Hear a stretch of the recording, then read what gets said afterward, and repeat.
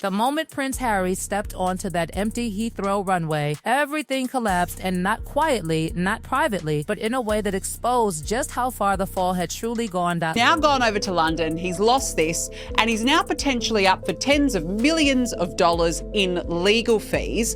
And there are also reports he might get bailed out by Elton John, that the singer may end up having to pay for his fees. Paula? London, July 2026. A suffocating heat. Thick, unmoving, almost like the city itself was holding its breath. And there he was, Prince Harry, descending those jet stairs with no cameras rushing forward. No security convoy roaring into position, no royal machinery waiting to cushion his arrival, just wind, just silence, just the hollow echo of footsteps that sounded louder than they should. Because this wasn't a return, this was an exposure. A man stepping into a reality he no longer controlled. And the details start piling up fast, too fast. No Meghan, no children. No protection. Let that sink in. Prince Harry, once surrounded by layers of invisible security, now navigating British soil like a private citizen with nothing but consequences trailing behind him. Because just days before this moment, the High Court didn't just rule it dismantled. The Rebek battle ended not with a compromise, not with dignity, but with a crushing, humiliating defeat that cost him £1 million. And worse than the money, the stripping away of taxpayer-funded security. Gone. Completely gone. So what does Prince Harry do next? He does what anyone in a collapsing situation does. He reaches for the one place he thinks will still open its doors. The palace. Windsor, Buckingham, somewhere behind those historic walls where problems used to disappear. But this time, the answer wasn't emotional. It wasn't even personal. It was procedural. Cold calculated. The king is busy. His Majesty has no room, no unplanned visits. That's it. That's the message. And suddenly, the pattern reveals itself. This isn't a temporary rejection. This is a shift, a permanent one. King Charles III isn't responding as a father anymore. He's responding as a sovereign. And sources whisper something even more chilling, that this isn't just a burned bridge. The ashes? Already cleared away, no trace left behind. Which raises the uncomfortable question, when did this stop being repairable? And here's where it gets even more unsettling, because Prince Harry didn't stop at the palace. No, he moved to his next line of defense, the one name that always symbolized loyalty in his orbit, Sir Elton John, the man who stood beside him in grief, who opened doors, who provided escape routes when the pressure got too intense. But this time, silence. Absolute silence. Think about that. A call placed from the back of a hired car in London and nothing comes back. No urgent callback. No quiet arrangement. No discreet support. Just a polite, distant redirection from Elton John's camp. Unavailable, that word alone says everything. Because it's not just about scheduling, it's about distance. Intentional distance. And when you start connecting these moments, the pattern becomes impossible to ignore. The palace closes its doors. Elton John steps back. The British elite? They don't step forward, they step aside. It's like watching a carefully choreographed withdrawal happen in real time. One by one, the pillars that once held Prince Harry up disappear. But why now? Why all at once? That's where the real story begins to crack open. Because this trip to London, it was never about reconciliation. It wasn't about family. It wasn't even about legacy. It was about something far more urgent. Survival. Specifically, the survival of the Invictus Games Birmingham 27. And here's the part they don't advertise in the glossy campaigns. Behind the emotional speeches and the polished branding, the numbers are collapsing. A £25 million deficit. Let that number sit there for a second. That's not a gap. That's a crisis. That's 86% of the total budget missing. Gone. And what's been secured so far? Just £4 million.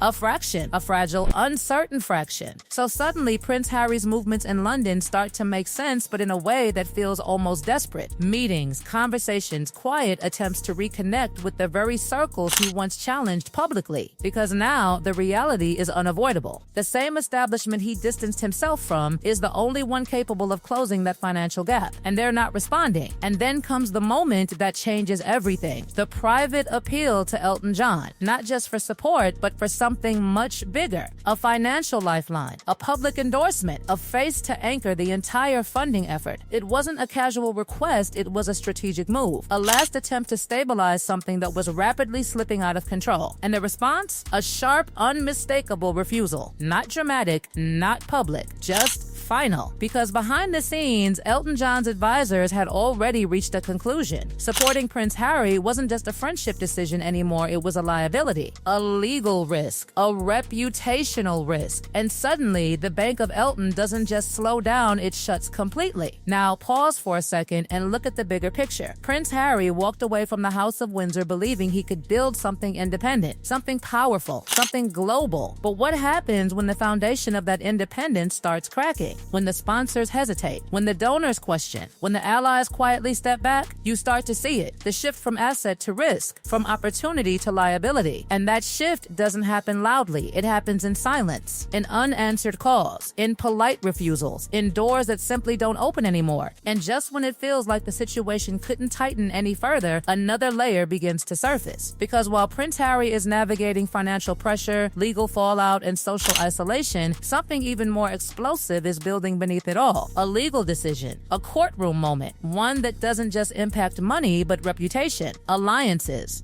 and the very structure of support around him. Because by late July 2026, the legal gamble wasn't just failing, it was imploding. Inside that high court, the air wasn't tense with hope. It was heavy with inevitability. Everyone could feel it. This wasn't a turning point. This was the end of a strategy that had already gone too far. Mr. Justice Nicklin didn't just rule against Prince Harry Mr. Justice Nicklin escalated the consequences in a way that stunned even seasoned legal observers. Cause caps? Gone, completely removed. And if you understand anything about high-level litigation, you know what that means. It means exposure. Total, unlimited exposure. Every hour billed by opposing lawyers, every motion filed, every argument extended, it all becomes a personal financial burden. And suddenly, the numbers don't just climb, they spiral. But here's where everything takes a darker turn. Because instead of absorbing the blow, instead of stepping back and recalibrating, Prince Harry did the one thing no strategist would advise. Prince Harry went on the offensive.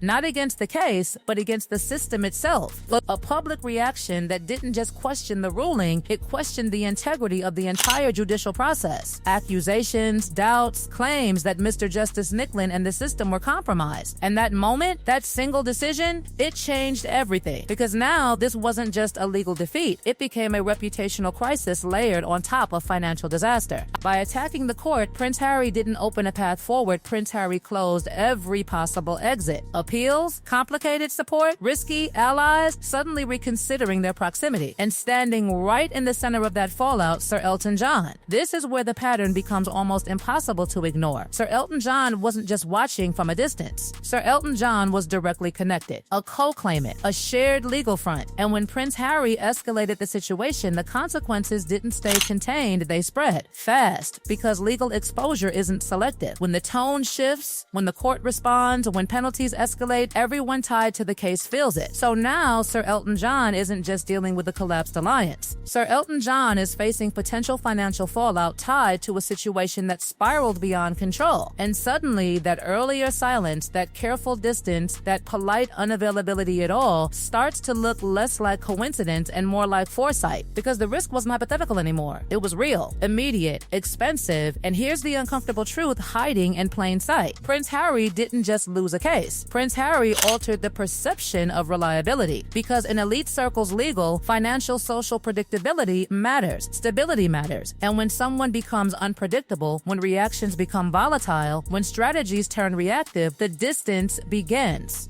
But just when it seems like the collapse is purely financial and legal, another layer emerges, a quieter one, a more strategic one, and it revolves around something far more sensitive: family dynamics and leverage. Archie, Lilibet, names that don't just represent children, they represent connection, legacy, continuity, and in July 2026, those connections remain absent. The scheduled visit doesn't happen. The explanation? Security. But the underlying tension suggests something more calculated. Because within royal structures, access isn't just emotional, it's symbolic. And when access is restricted, when visits are withheld, when presence becomes conditional, it sends a message without ever needing to be spoken. And that message lands directly with King Charles. But here's where the dynamic shifts again. Because King Charles isn't responding emotionally. King Charles is responding institutionally. The line is firm, the boundaries are clear, and the assumption that pressure might shift that stance doesn't hold, which brings everything to the next stage. Because while King Charles maintains distance, another figure is watching closely: Prince William.